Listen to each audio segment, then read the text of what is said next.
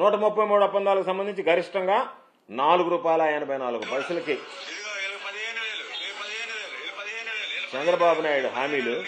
ఎందుకంటే ఒకసారి వినాలి, నా ఫోన్ ట్యూన్లో ఉంది. ఫోను మామూలుగా చంద్రబాబు నాయుడు హామీలు గుర్తుండాలి కదా అని చెప్పిన, అందుకని అది మోగింది. 2014 నుంచి 2019 వరకు విండ్కి సంబంధించి 3,494 మెగావాట్స్కు 133 ఒప్పందాలు కుదుర్చుకుంటే గరిష్టంగా ₹4.84 యూనిట్కు తీసుకోవడానికి, యూనిట్కు కొనుక్కోవడానికి పీపీఎల్కి చంద్రబాబు నాయుడు ఆమోదించడం జరిగింది.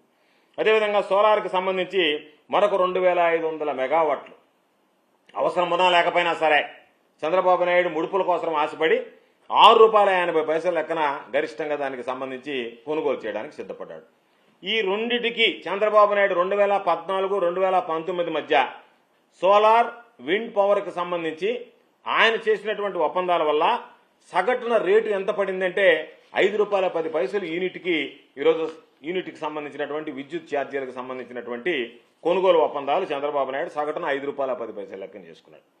ఈరోజు మనం ఆలోచించాల్సింది, ఆంధ్ర రాష్ట్ర చరిత్రలో ఎన్నడూ లేనటువంటి విధంగా 2014 నుంచి 2019 మధ్య చంద్రబాబు నాయుడు గారు ముఖ్యమంత్రిగా ₹5.10 సగటున అత్యధిక రేటుకి ఈరోజు పీపీఎల్ కొనుగోలు చేస్తే తన స్వార్థ ప్రయోజనాల కోసం రాష్ట్ర ప్రజల ప్రయోజనాలను పక్కన పెట్టి జగన్మోహన్ రెడ్డి గారి చరిత్రలో ఎన్నడూ లేనటువంటి విధంగా అత్యంత చౌకగా, చరిత్రలో ఎప్పుడు జరగనటువంటి విధంగా సెకీతో ట్రాన్స్మిషన్, ఇంటర్ ట్రాన్స్మిషన్ ఛార్జీస్తో కలిపి ₹2.49కి ఈరోజు జగన్మోహన్ రెడ్డి గారు దానికి సంబంధించినటువంటి ఒప్పందం చేసుకోవడం జరిగింది. అంటే దాదాపుగా ఈ 25 ఏళ్లకు సంబంధించి జగన్మోహన్ రెడ్డి గారు తీసుకున్నటువంటి నిర్ణయం వల్ల ఈ రాష్ట్రానికి సుమారు ₹1,10,00,00,000 ఆదాయం వనకూరింది.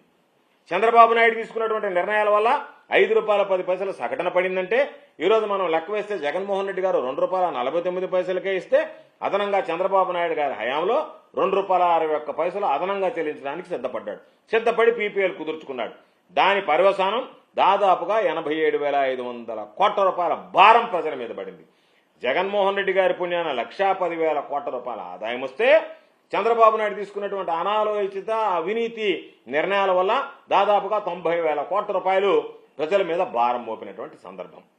అంటే ఈరోజు ఒక్కసారి చూస్తే చంద్రబాబు నాయుడు చెప్తాడు, నా హయాంలో ఒక సీట్ ఇచ్చాడు, నా హయాంలో బ్రహ్మాండంగా ఉన్నది, విద్యుత్ రంగం ఈరోజు సంక్షోభంలో కూరుకుపోయింది అని చెప్పి చంద్రబాబు నాయుడు చెప్పేటువంటి మాటలకి చేసేటువంటి పనులకి ఎక్కడ పొందడం. అందుకని ఒక్కసారి మనం చూస్తే విద్యుత్ రంగానికి సంబంధించి 2014 అంటే చంద్రబాబు నాయుడు గారు ముఖ్యమంత్రి కాకముందు జూన్ 2వ తేదీ నాటికి విద్యుత్ రంగానికి సంబంధించి రాష్ట్రానికి మనకు వచ్చినటువంటి అప్పులు చూస్తే ₹26,658 రుణాలు ఉన్నాయి.